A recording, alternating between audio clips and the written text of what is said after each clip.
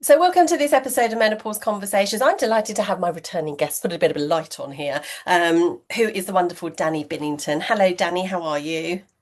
Thank you for having me back. I'm very well, thanks. Brilliant. And so, we'll just give you a little bit of an introduction to you, and then I'd like you to expound on it more yourself. But you're the founder of Menopause and Cancer. You're the author of the book Navigating Menopause After Cancer. These are some of the things Dani has been busy doing since we last spoke to her. Um, Dani entered surgical menopause in her late 30s and has since dedicated her career to supporting others in the same situation. And you have had breast cancer yourself, Dani. You've also got the podcast, the Menopause and Cancer podcast. I think you'll sense a theme here, everybody. It's menopause and cancer, so just go Google that. But she has the most wonderful community, and it's framed around this unique intersection of menopause, cancer, and you work to improve outcomes, awareness, and support for people. So tell us a little bit about what you've just been doing this year alone, because it's just been massive, hasn't it, for you? It's been quite a big year for us, and actually, it's we're now winding down and we're sort of looking back over the year, and it's quite incredible what has happened, the community we've picked up along the way, the support from so many doctors we've had as well. Most importantly, we are continuing to really support any type of cancer survivor or anyone living with or beyond cancer whose cancer treatment put them into the menopause. And that is really the group of people we're here to support. So people after any type of cancer and their cancer treatment made them menopausal. And I want to focus on that because actually it's not something everyone understands about or No. even is aware of that can happen. And so it's most cancer treatments like chemotherapy. Think about all of the different types of cancer that may have chemotherapy as a treatment can make people menopausal. So it can stop the ovaries from working. And some people will never get their periods back. So chemotherapy, radiotherapy to the pelvis, so after bowel cancers or gynecological cancers. Also endocrine therapy, so an anti-hormone therapy can make people extra menopausal. That is part of people's cancer treatment for many breast Yes. cancer survivors, for example. And then surgery, like in my case, it's from one moment to the next. And so when you think of people with ovaries, so women who've had a type of cancer treatment that I've just mentioned, over 90% of those over the age of 40 will become menopausal as a result Wow. of their cancer treatment. And it Wow. also affects people in their teens, in their 20s and 30s. And then obviously we have other considerations. And so when I reflect back on this year, most importantly, we support individuals who are affected. Most say they didn't know it was going to happen to them. They feel like their medical team didn't really prepare them for the long-term side effect of cancer treatment. And then it's not about numbers or how many people we reach. Then it's really about supporting the individual. And that to me is amazing. I meet hundreds of people every month, and every single interaction I have makes it all worth it. It's about helping these people that we meet understand what their options are, where can they go for help, and what can they do about their symptoms or long-term health. And then when I remove myself sort of from that individual person that we want to support, we've also launched World Menopause and Cancer Awareness Day because I feel like there is so much emphasis on cancer and there is so much talk around menopause. But for people whose cancer treatment made them menopausal, they've really been forgotten up until now. And so we wanted to shine a light on those people as well, because there are millions. And remind us what day is actually World Menopause and Cancer Day, so people can make Well, sure they're aware of it. yeah, we launched it on the 18th of September 2025. And so now put your calendar reminders in for the 18th of September going forward. And yeah, it was brilliant. We reached about 40 million people in the UK with our media campaign. We were on Channel 5 News, ITV News, on lots of radio stations. We celebrated with an evening event in London. And so we've done a good job to start it off. And now it's about continuing and putting the hard work in, really. Yeah, so powerful, Dani. And of course, there's your book as well. You haven't mentioned your book. Oh, I keep forgetting. October is gone and is gone now, and I don't think I've mentioned the book even twice in the entire month of So October, where mention I it. So hosted do mention hundreds it of now. workshops. I'm actually, Amantha, very proud. In July, I published and I self-published my book called Navigating Menopause After Cancer, and it took me over 2.5 years to write. It was really because we host so many workshops in person and online where we bring experts to our community. That's our passion, to bridge that information gap. So we find brilliant experts and we send them out into our community to help them and empower them with what their choices and options are.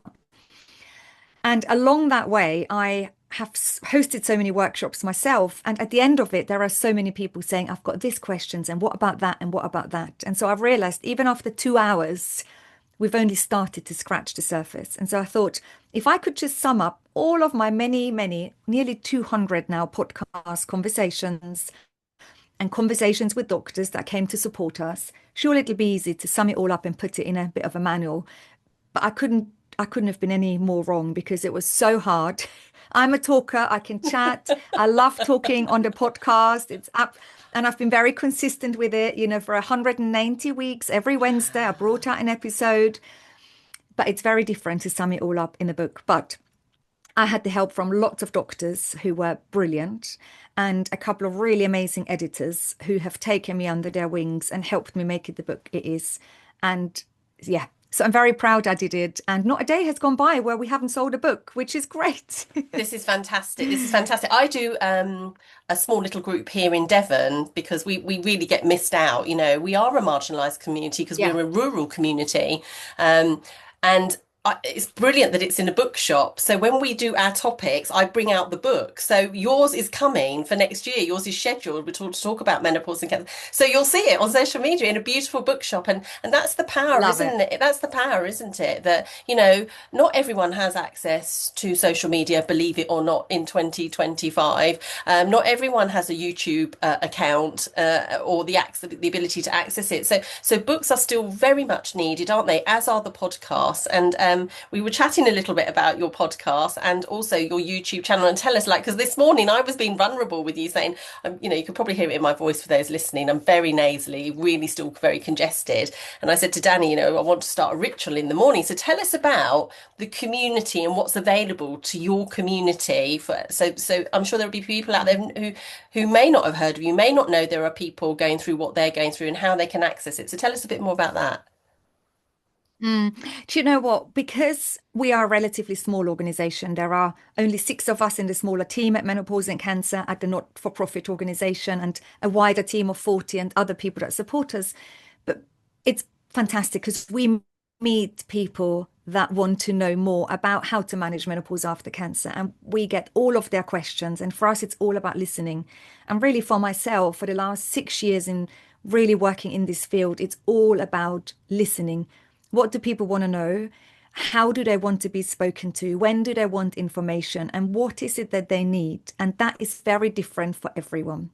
And so I've stopped a long time ago to believe that I know what it is that people need or to assume what I think is best for someone and to really take a step back and think if we had a holistic menopause after cancer toolkit that included medication, hormones, non-hormonal treatment options, complementary therapies, lifestyle, diet, exercise, stress relief.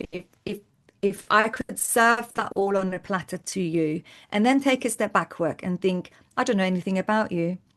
I know nothing about your life. I know nothing about your belief system, nothing about the people that influence you, nothing about how you want to manage your life and your risks, and just present people with the options. Then it became very clear to us we need to talk about everything.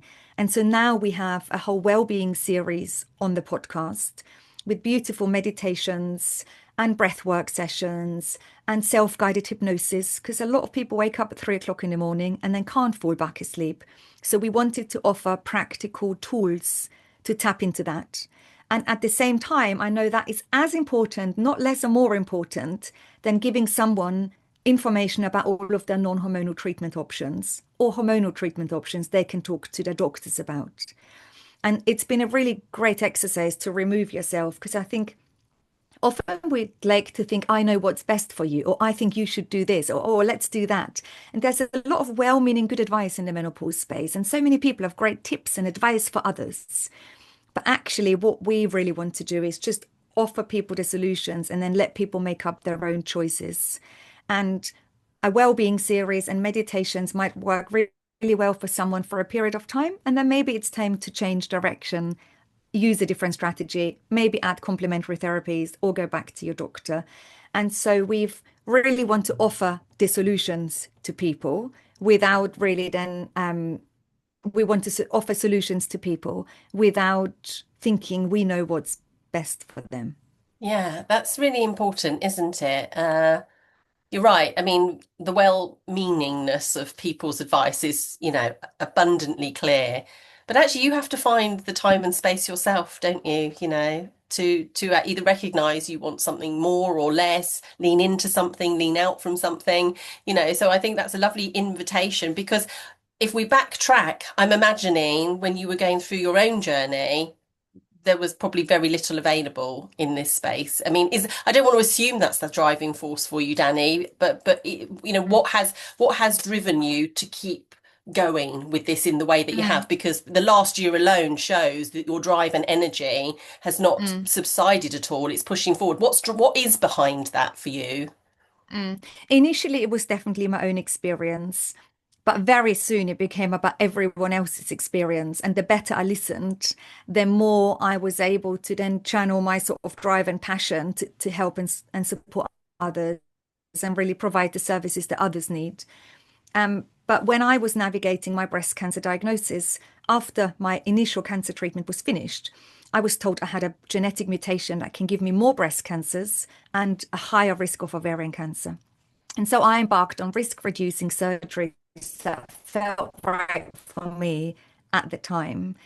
I had my three children already. Family planning was completed. This is a very unique and individual conversation. And for me, it felt right to have a double mastectomy and then later on to have my ovaries removed, which then pushed me into surgically onset menopause.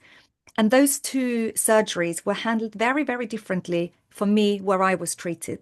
So around the time of my double mastectomy, I was a very active participant. My doctor said, "Do you want to go flat? Do you want a reconstruction? Do you want to keep your nipples? Or you could have the nipples removed and later tattooed on. We can go to expanders, like a type of breast reconstructions, or you can go straight to implants." Like I had decisions to make and I felt empowered by being a participant. Mm. When later on, it went to my oophorectomy, so the removal of both of my ovaries. I was only told it's a small operation, keyhole, and I'd be in and out the same day, no big problems. But around that time, we had all of the menopause campaigners outside the Houses of Parliament, celebrities, doctors, other campaigners. It was fantastic. And they were talking about the menopause and especially surgically onset menopause potentially being problematic. And I thought, wow, my doctors aren't talking about any problems. They're just saying easy up, in and out. What can I do about my symptoms? Should I have any? What about my long-term health? I was a good 10 years shy of natural age of menopause. I was aware of bone health, brain health, and heart health. And I was not met with answers, or I was giving conflicting advice or no advice. And so my own quest of how to do this for myself inspired me to do better. And that's really when the podcast was born. And I thought, well, if I can find these experts, some of them aren't even on LinkedIn, let me at least share their knowledge with a couple of hundred other people in my community. And now it's been hundreds and thousands that have listened. But then the more I listened to other people's stories, the more clear it became. It's a global issue. People from all over the world came in. People after any type of cancer, not just breast cancer, came and said it's a huge problem for them. People in different medical systems, whether it's private or the NHS, no one said that they were given any decent advice, really, and people felt very alone with it. And so then the real drive to do more and to do better was really to answer people's questions and find the solutions for them. And that's when I realized, you could tell someone that those sort of medications might be the best to help them with their symptoms if they don't want to take any more medications because they've had so many cancer treatments, chemotherapy, surgeries. There is no point. You have to then open the holistic menopause after cancer toolkit for them and give them other solutions. Because the worst is that you say to people, there's nothing you can do, because that's incorrect advice, wrong advice, and it's not necessary. I think there's always something you can do to different effectiveness. But it's important that people are aware that they can try. And I think that's so powerful, Danny, because I hear it every week in the context of my work. Women say to me immediately, and I wonder how you can sort of help us navigate this. When women are having cancer treatment or going through cancer or have a family history of cancer, most women will say to me, "Oh no, definitely can't have anything," and my doctor's told me I can't have anything. What are the truisms about that, and what are how would you counter that, Danny? Mm. It's probably one of the biggest myths. I mean, there are many myths in managing menopause after cancer, but that's probably one of the biggest myths. And it comes from a place of not wanting to do harm. So, unless you really know that a treatment is safe for a person, a doctor won't want to recommend it. But that also then often comes out of a place of not knowing enough and perhaps not having all of the information. And so it's easier to say no, because you don't know exactly the ins and outs. And that can be true for medication, hormones, supplements, complementary therapies. And so cancer patients are often just told, no, you can't have anything, can't have all of the vitamins, can't have any of the herbal supplements because you don't want to do any more harm, or there may be interactions with some of the current medication you're on. Certainly can't have hormones. And that's the biggest myth. What's important for people to understand is, what type of cancer have you had? What cancer treatment are you on? So are you currently on medication? Is there anything else going on? Because we're obviously not just our own cancer. You Yes. might have an autoimmune disease or Yeah. a mental health condition or other things going on. We're often very complicated. And then it's about finding out what is relevant and helpful to you for your symptoms and your long-term health. And if you ask me, the conversation needs to start with hormones. It's Okay. often comes at the end of the conversation, but the conversation should always start with hormones. And I tell you why, because we see so many people after different types of cancer, not breast or necessarily gynae, bowel cancers, um, leukemia, so blood cancers. People have had stem cell transplants for those, brain tumors, liver cancers, thyroid cancers, lots of different cancers. And after lots of different cancers, hormone replacement therapy is very safe and effective. And if people have been put into the menopause prematurely, so before the age of 45 or 40, hormone replacement therapy should be the first line treatment option. It's very important people get good advice and good care, and hormone replacement therapy is definitely a big piece of that picture. Now, it's not the right and first line treatment option for every cancer survivor, but even then, we need to talk about hormones, because some people hear their doctor say you can't have hormone replacement therapy, and then they think they can't have edamame beans, or because there's phytoestrogen in food, they can't have soy, they can't have tofu. They stay away from even Mm. phytoestrogens because the word estrogen is in the food.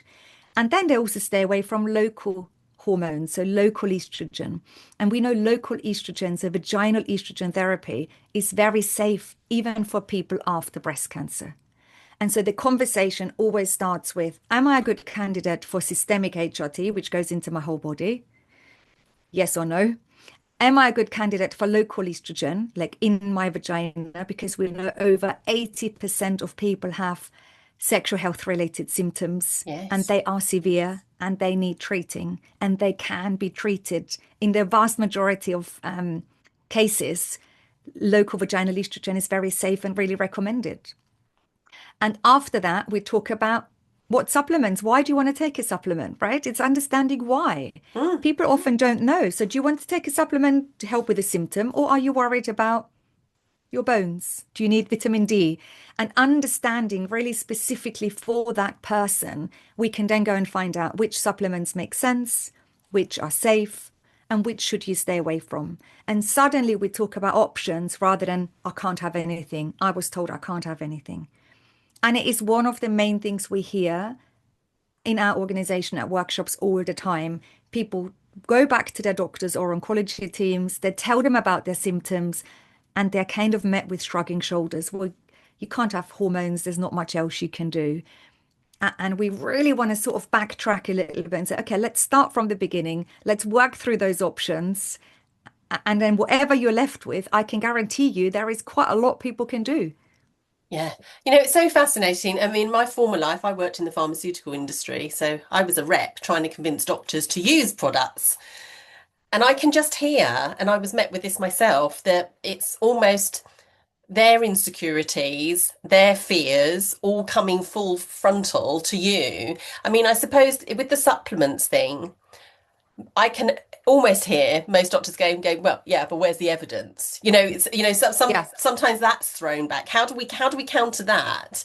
Mm. That question, because I love your flow diagram. I think it's brilliant. I've written that down. Systemic, yes or no, localized, yes or no, supplements, yeah, why? Let's try and understand what they need. But how do we navigate that whole landscape of Mm. supplements, Danny? Do you have any advice? Yeah. I always say, I have no idea. You have no idea. Let's go and find out. And we Yeah, can't find out about everything right from the start. Let's try and find out about some basics. And I think one thing to realize is many cancer patients will go and buy supplements anyway. So most of their doctors may say, no, there's no evidence for anything. Just be careful, stay away. They don't have that conversation because it's also not their area of expertise. It's no, okay if your oncologist can't have that conversation with you because that's not really what they're trained in. But what we do know is that cancer patients or people living with and beyond cancer are going to buy loads of supplements anyway. And then they don't tell their doctors and they don't tell their pharmacists. And what we want to have is a bit more of an open communication so that we all know what we're doing. So it comes from a place of safety, but also empowerment. Because if you just say no, that's not no. empowering. When we talk about that with people, is people want to be able to do something. They want to feel that they support themselves. And for some people, having a few supplements makes them feel as if they're supporting themselves. And if it doesn't do you any harm, I think I'm all for people empowering themselves. And so we can start with the basics. Have you had a blood test in the last 12 months? Many people are spat out from like oncology. They're no longer seen by their cancer teams, but it didn't occur to me for a long time that I could go back to my GP and say, could we just do a normal blood test? What about my vitamin B levels? What about my vitamin D? Yes. Where am I at with the basics? What about my cholesterol? Let's check my thyroid. There are a lot of things that can go out of whack, and it's really important to be on top of that. We also know a lot of people who are on endocrine therapy. So that makes you like extra menopausal for people after breast cancer. It's like menopause on steroids. It sucks out the last bit of estrogen from your body, and that's the point of it. Often they have higher cholesterol levels quite soon after starting their treatment. It's important we know that. It's important we manage that. So it's like, okay, instead of going into like a Holland and Barrett and thinking, oh, I buy it all, a menopause supplement, bring it on. It's like, let's do our basics. I got so much wrong. And so I always talk from a place of not knowing. I Yes. changed my diet massively when I was first diagnosed, and I stopped eating meat and any like animal products, like literally from one day to the next. But for a long time, I wasn't clued up enough about adequate protein, adequate Yes. fiber, or like adequate like vitamin B levels. And I'm sure I was deficient for a long Yes. time because I just thought about eliminating rather than putting in. And I think a Mm. lot of people make the same mistake. So it's about thinking, should we all take a vitamin D supplement? Yeah, like the government recommends it. That's empowering to know. And we can look at the guidance together of how much to take. And from October to March or April or whatever that is. So it's a tick. It's something you can do to support your overall well-being and long-term health. And then perhaps it's looking at your blood works. Is there anything out of whack? Is everything okay? I think that feels good for people to be able to do something to look after their long-term health and how they're feeling. Yeah. And then it's about thinking, okay, do I have lots of symptoms and what could help for my symptoms? I love that because you're so right. Well, you're always right, because you've researched all of this and you've supported a whole community. I suppose what really resonates with me there is that it's just that dismissiveness that can accompany those requests. Why do you want that? You know, um, but you're right. The more we can have, there's that curiosity, and if it's easy to find this information, it's really helpful. I have found it really helpful personally myself to work with functional doctors, functional medicine doctors, because they do and they're NHS trained. So it's this other layer of curiosity around, yeah, let's take a look and see what your genes are doing. For example, I've got methylation problems, so I can't absorb folate. When I go to my doctor, I always have an astronomical reading of folate. And it's because I've been taking the wrong type of vitamins. So it just sits in my bloodstream. So I'm not actually getting the Yeah. benefit. So, you're absolutely right. Supplements are not regulated. They're not regulated anywhere near to the extent that medicines and other things are. But there are some better brands of supplements out there. I would certainly advocate that. And I suppose what you're saying is you're making it easier for people. They can join your community. They can see what information is available, read your books, listen to your podcasts, the YouTube channel. The reality is, I think at some point, people then decide, right, I'm ready to do something. And I suppose I would like to ask you that because I know certainly, I don't know what's going on with me in postmenopause, but, apathy and procrastination definitely creep in. And usually not around the things that would be Mm. helpful. Like you were saying yesterday, lovely, sitting and reading a book, that's not procrastinating, by the way, that's well-being, but is there a point, do you feel, when people are going through this? I mean, I've heard there's many stages about how people feel when they have a diagnosis and then when they're going through their treatment. Do you feel there is a natural point where people feel like, do you know what? I'm ready. I'm gonna take some agency over my health, or I'm driving this. I'm gonna sort of have purpose behind my health. Or does it just Yeah. really depend when it happens for people? I think it really depends. We've got two groups of people. So some people come to us quite soon when they're diagnosed and they're going through active cancer treatment. And they've now heard through our many, many sort of like awareness raising campaigns that menopause might be a problem in the long run for them, or cancer treatment might make them menopausal. And they come to us and they say, none of my doctors have said yet. And we're like, come on, let's not blame anyone here. They may just be drip feeding the most important information to you. You've just had a diagnosis. There is Yes. lots to do. In many cases, you're preparing for surgery or long-term cancer treatment. It's a lot to take on board. Maybe a medical team didn't feel they can throw everything at you. However, they're curious and they come and they want to be prepared. And it makes them feel safer and more empowered to know and to think what they might be expecting later and further down the line. And that's important for them. And other people come to us years later. Some come 10, 20 years later. And they say, gosh, my cancer treatment is all those years ago, and I'm now struggling with all of these menopausal symptoms, and no one seems to help me. Because as soon as I say I've had cancer, they're like, well, you can't have hormones, and that's it. There's nothing else you can do. And then their inquiry starts then.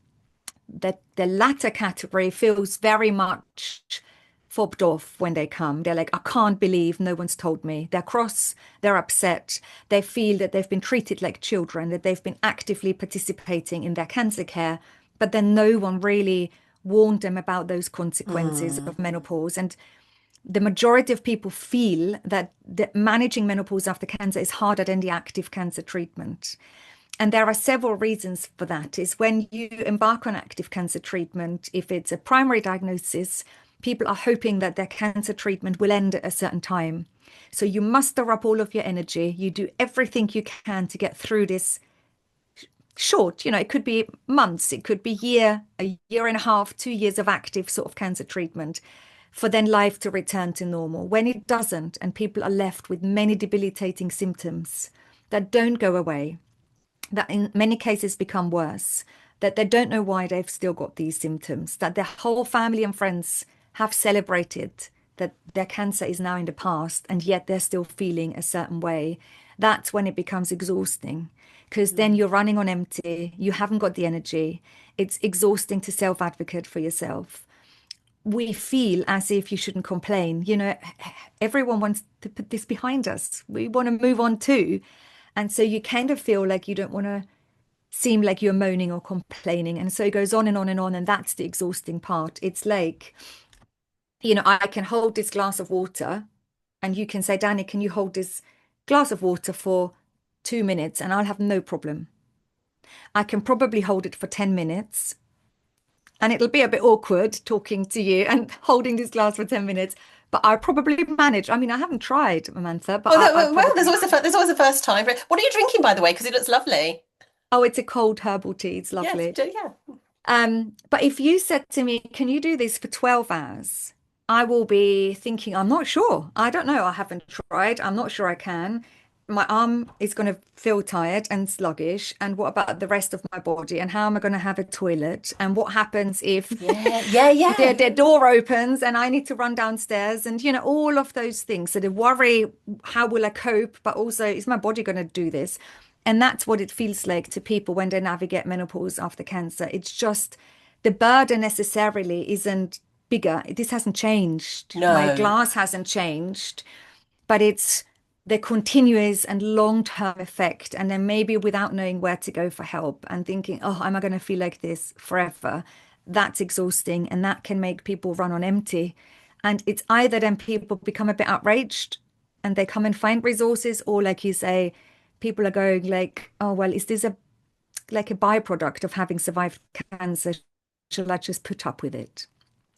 Um, as an organization, we don't want people to stay around forever. We want people to come for about a year, Okay. know everything there is to know, and then go again. And I know this goes against all sort of traditional ways of running a not-for-profit organization, because everyone wants to demonstrate they've got more people using their services and more people are knowing about them and they've sold more tickets and it's all about more reach. But I always say we've not done a great job if we keep people forever. If anyone is here and they've listened to 100 podcasts, that's enough. Go. Yeah, yeah. You should have learned enough, and it will change, and tap back in because your symptoms might evolve.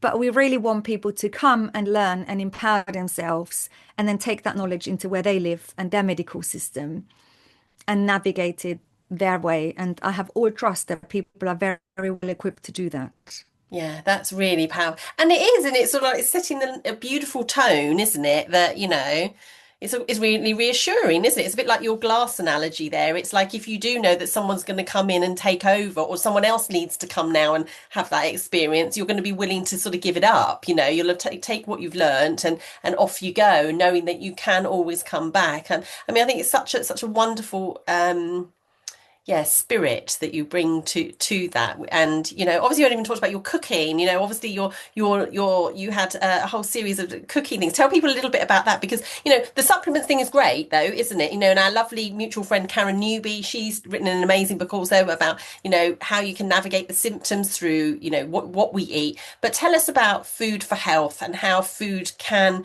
be a big part of this experience and this journey for people. Do you know, it's another one where people go to their doctor and their oncologist and they say, oh, I've changed my diet. I'm doing this. Is this going to help me maybe improve my outcomes? Or is this going to help me? And many doctors say, oh, well, it won't matter what you eat. And then they serve you, tea and cookies and cakes on chemotherapy wards. And then people go, well, it won't matter what you eat. And as a patient, you then shut down again. And then you do what you do anyway. I was not very well informed. Again, it was 3 o'clock in the morning and I turned to Dr. Google and I radically changed my diet and I didn't need to do that. But actually, if my doctor had said, look, the way you move and the way you eat can really positively impact your health. And if you then also look after your stress levels, it can really, really not just help you with your menopause symptoms, but also with your long-term health. Yes. I would have felt, again, something I can do. I can take my vitamin D, I can have my blood test, I can maybe eat well, I can move. And then if they had said, look, there is evidence that you can reduce your risks of a cancer recurrence by up to 30%. If you move a certain way, I would have gone, oh my God, give me what is it? What Yeah. type of exercise? How often? What do I need to do? How do I need to jump, hop? What is it? I would have wanted to know because it would have filled me with so much confidence. Whereas when I finished my active cancer treatment, it was very much like, well, we've done this for you now. We've given you this surgery. You've had many surgeries. You've had chemotherapy. You've had radiotherapy.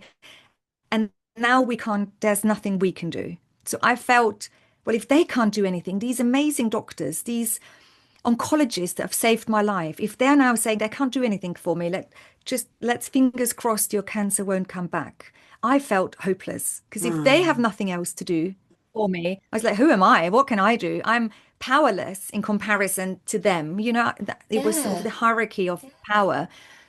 And over time, food and exercise. And in my case, it was yoga and meditation, Okay. and going down other sort of things that I could do helped me claw back some control, gave me the power, made me feel that I can actively participate too.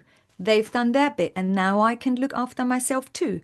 And when I then looked into the research of it, it's incredible. Like the World Cancer Research Fund, and everyone can look that up on the internet. They have guidance of what to eat and what not to eat, because there Okay. are things we should not eat necessarily once you've had cancer or in, different quantities. And if anyone is interested, look that up. But they also give recommendations of what to eat after Okay. cancer. We'll put that They in the give you show. We'll put that in the show recommendations. notes, shall we, Danny? Because that would might be quite useful for people.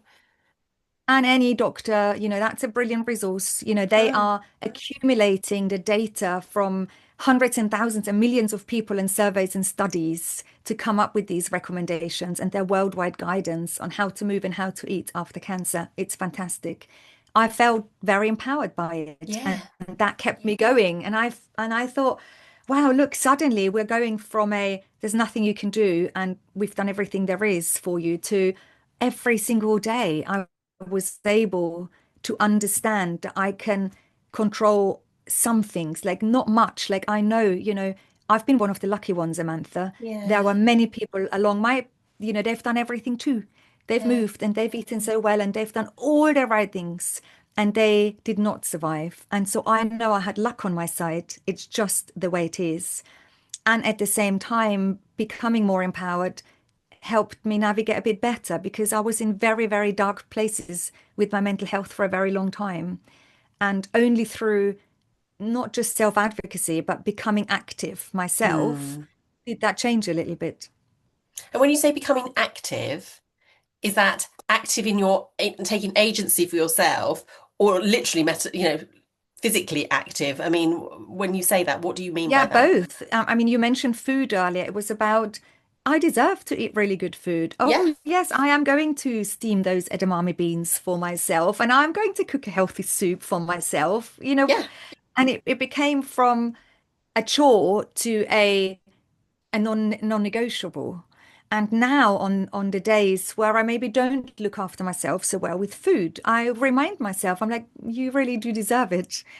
Make the effort, and it's really important for you. And the same is getting out and having a walk or going to the gym or whatever it is that people, however they want to move. It Yeah. became from a chore to a non-negotiable and an empowering thing, thinking, I've done it. I've looked after myself today. I'm worried about my bones, but today I've jumped or I've done whatever it is. And yeah, it became a really different sort of mindset. So I think part of my menopause after cancer toolkit is definitely to work on that mindset and Mm. that mentality of there's nothing you can do, where often people start off with, to wow, there is so much I can do.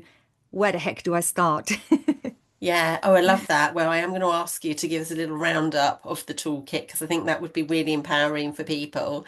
Um, I suppose we have to talk about the other side here, which is if you didn't exist, where on earth would people go? Because, I do despair somewhat that, we're expected to get very excited that there will be menopause questions asked of people, now in the 40 health check. If you're lucky enough to even be offered or get one, because not everyone is able to get one. I can't help but think, where would people go if you didn't exist? Why do we still have a problem with this, Danny, and what needs to change? Mm. I think it's understandable that people with menopause after cancer fall through the cracks because our oncology system is there to be set up to help us treat the cancer, cure the cancer, or live well for as long as possible with cancer.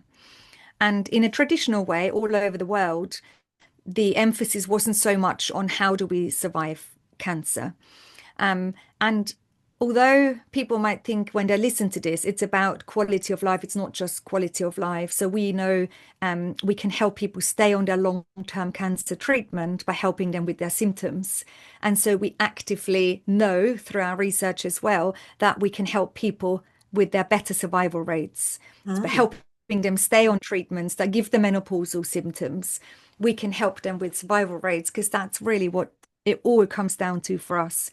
And along the way, if we can help people improve their quality of life, that's brilliant because quality of life, I've worked so hard at surviving cancer.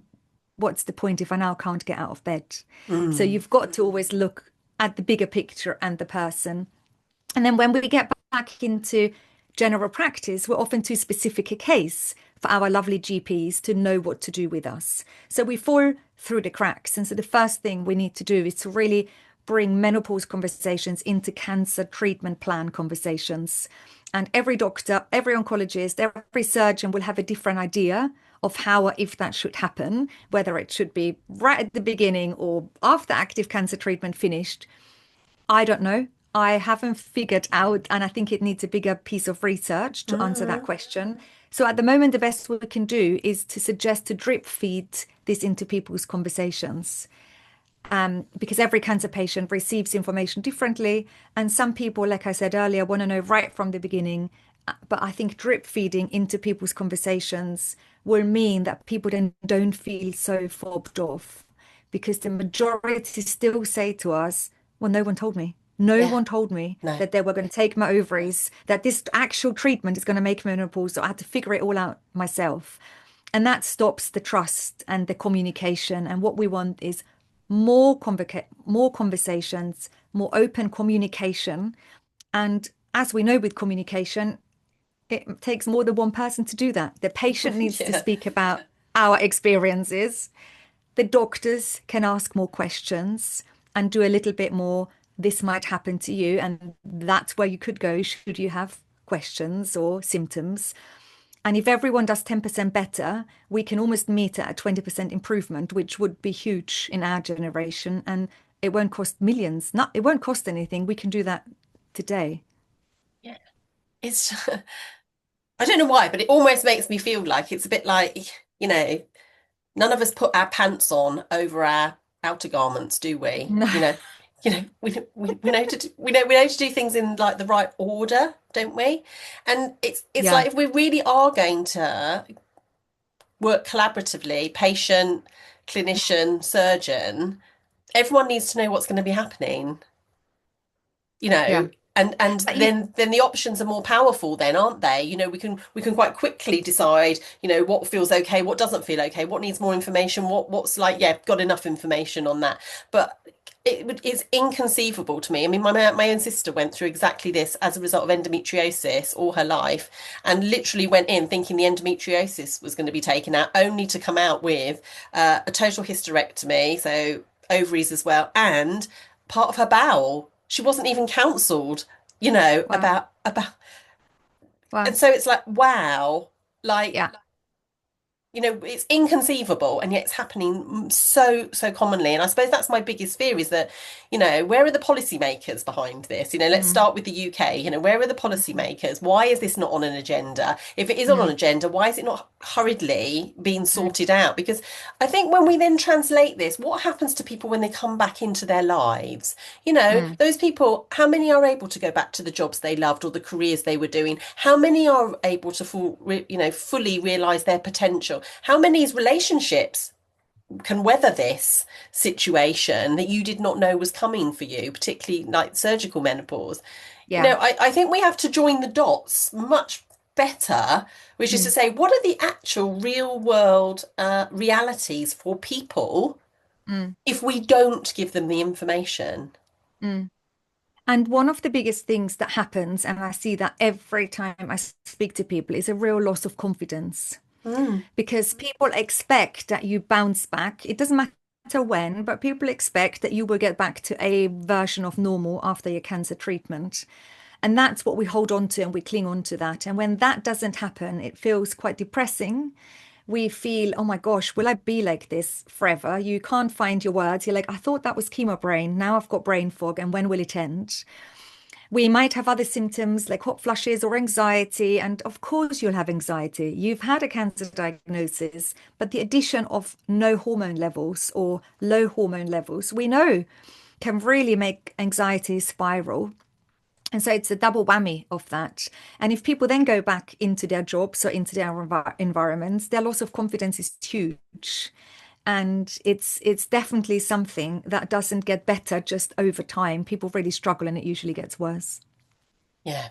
So Well, I really hope you have the energy to keep To going keep with this, to going. keep going with this, Daniel. I really hope you do. But I know because you are such, you have just the most wonderful energy. You've got the most wonderful style, can I say? I saw the pictures from your evening. Wow, your shoes. I was like, Danny had just the most beautiful Oh, outfit on it. It was just lovely. I mean, did you enjoy that evening? I've really enjoyed that evening. It felt like coming home to a group of friends. There were so many Yeah, doctors and people that have supported us and people from pharma and industry. Like it was really bringing everyone into this conversation. And I yeah. think that is what's needed. It's, people that work in different areas of this who just want to learn and listen and do a little bit better. And so after a whole day of trying to turn up to loads of like media interviews and having loads of radio interviews, it was like, and now relax. So it was Yeah. perfect. Yeah, yeah, it did seem like a really beautiful party. So let's bring it all together then, Danny. So in summary, and I know you won't struggle with this at all because you talk so passionately about this. What can people have in that toolkit, and I will make a note of them here. But if you could give us a starting point, or the whole toolkit, what can we lean into? Yeah, the first thing I want people to lean into is that they're not alone. And if they're struggling, it's normal. What's not normal is they haven't had the help so far. Because if their cancer treatment made them menopausal, it's very normal to have a whole array of symptoms. Yeah. And they're not alone. There are millions of people in a similar situation. And sometimes just knowing that and acknowledging that is really helpful. And there's no point in comparing yourself to other people who are going through perimenopause and menopause, because menopause after cancer symptoms can feel more severe. They can come on much more quickly. And the addition of some long-term cancer treatments like endocrine therapy can really cause havoc. So it's normal to not feel great. However, we also don't want to accept it necessarily and think there is nothing you can do. And it's really filling in a menopause symptom checker first. We've got a free one on the website. We should link to Okay. it. And it's just sitting down with a cup of tea and understanding what is going on for you. What symptoms do you have? How often do you experience them? Do they bother you? Do you need help with them? And really do that and nothing else. Because often people come and they're so over researched, they're so burnt out because they follow every social Yeah. media account. And it's a little bit about doing less, researching less, coming back to you. What is my experience? How am I feeling? And then understanding, am I still under a cancer team? Am I not under my GP? Yeah. Like who is around me? Where can I make connections? I talk about that a lot in the book, to really Yes. understand your medical system and where can I go. And then we can open the toolkit once we're clear about our experience and where we want help. And then it's about thinking, what do I want? Do I want to even talk to my GP and doctor and see if there's something they can prescribe? Or do I want to go and see if anyone in my local area, another charity maybe, can offer me acupuncture? It's understanding what you want to do, like what makes you, what in the moment could be helpful. I think we really know. Often people go to their doctor and the doctor will come up with medication or something, and then people walk away and say, well, I didn't want any medication. And then I go, why did you even bother going to your doctor about it? And it's just because we're like, have no plan. So what I No. think I'm saying is take a step back, do a symptom checker, understand what's going on for you, figure out who in your healthcare team might you want to speak to or what might you want to do first. On our podcast, on our YouTube, in my book, Navigating Menopause After Cancer, we list all of those treatment options. And then understanding where do you want to go first? Do you have the energy to maybe drink less coffee, go to bed an hour early, drink more water during the day? That alone can make a big difference. There you go, have a sip of water. Or are you so burnt out and you're on your knees and you're like, I can't even get off the sofa, my joints ache so much, I Yeah. can't move. What's the point in then telling you to embark on exercise 3 times a week if you can't take the duvet off your chest because your hands hurt so much? Then maybe a medical approach or something else like acupuncture might be the better starting point. I always say it doesn't matter where you start, as long as we start somewhere, often something else will then come on top. You layer another toolkit, another treatment plan on top, and before you know it, you've made a start, you've noticed some improvements, and it's a positive wheel of change. Love that. It's so true, Dani. I think we know ourselves better than we allow ourselves to believe. Because we're conditioned to think, aren't we? Oh, I don't feel very well, I'll go to the doctor, or I'm navigating this, must go to the doctor, must get permission from them because we're conditioned to think, everything's bad. Or like you say, cutting out whole food groups because of the word estrogen. Like today, for me, I've booked out the afternoon from work and I'm going to have lymphatic drainage massage Lovely. because I just feel really sluggish. I have done for weeks and weeks and weeks. And I just thought, okay, I've tried everything. I really have tried everything. Yeah. Um, but what can I do for myself now? And actually, what I can do for Yeah. myself is prioritize some time for me on a Yeah. Monday afternoon. And I know that's a complete luxury, and I'm incredibly privileged that I can do that. But actually, I'm also taking responsibility for myself. And I think it's not always easy. I think so many of us struggle to make time for ourselves because it comes after everything else. Yeah. And you know what? When I at the beginning of our conversation, when I said we as an organization take a step back and just have all of the treatment option of our holistic toolkit out there without thinking there is like a best starting point. I think I really think that is key to really empower people because sometimes your GP might say, well, I really don't have much for you right now. And then it's awful to think there is nothing else you can do. Yeah. Right. And it's the other way around as well. And, this year for World Menopause Day, it was all about lifestyle. And I thought that Yes. was really good. But I also had a little bit of a problem with it because Okay. I felt it was if you're not careful in how you talk about it, it's giving too much responsibility to the person. And in Yes. our community, we can't keep asking people to self-advocate, to eat better, to move more, to de-stress. People are on their knees after cancer treatment, and their menopause experience is horrific in some cases. We Yes. can't then say, do this, eat better, do more, No. now go to meditation. It's too much. And also, it comes from an utter place of privilege. And I love it. I can go to yoga and I can pay 16 quid for my yoga classes or whatever it is because I have got the money and the resources to do that. But many people in our community are single mums. They've got Yes. 3 children. They don't have the time or resources to go to expensive yoga classes or breath work. And then I feel this whole burden of menopause lifestyle is too much. Yeah. And Agreed. that's why I think it's taking a step back and thinking, what is it that we can do for this person with their circumstances and their symptoms? And that might be several things. It's usually not just this or that. It's usually an assortment, but let's start somewhere. Um, yeah, sorry, And that was a no, little no, bit of no, a not last at, minute no, rant. not at all. No, I love it. I love it. Passion. And I suppose, well, I would like to invite you back then because it really naturally makes me feel then, these are the people that are still holding down jobs and responsibilities and doing lots of different things. I feel there's a big thing that workplaces ought to be part of the conversation too. Um, Last question to you, and then we'll wrap up. But I literally could have talked to you for hours. Is what more can workplaces be doing to support Mm. people? Then, do you feel that that's an area that we could lean into? Do you know what? We've got a workshop coming up, and maybe you want to join it because I know you're so Yes, good with all of those things. It's a yes, returning to work workshop on the 13th of November, and it's like all of our other services. It's free, and you could just sign up. And it's really understanding what are my rights after cancer? What are my rights when menopause is excellent. the long-term side effect after cancer? So it's understanding the legality around it and who to talk to. Is it your manager? Is it someone in your HR department? It's helping managers understand more about the long-term side effects of some cancer treatments, Yeah, like the menopause. yeah, And it's also helping people understand how can they empower themselves with maybe managing their energy, with their return to work. And so it's very yes. independent, but it's something my colleague Rachel, who is another director here at Menopause and Cancer, is really passionate and really good about.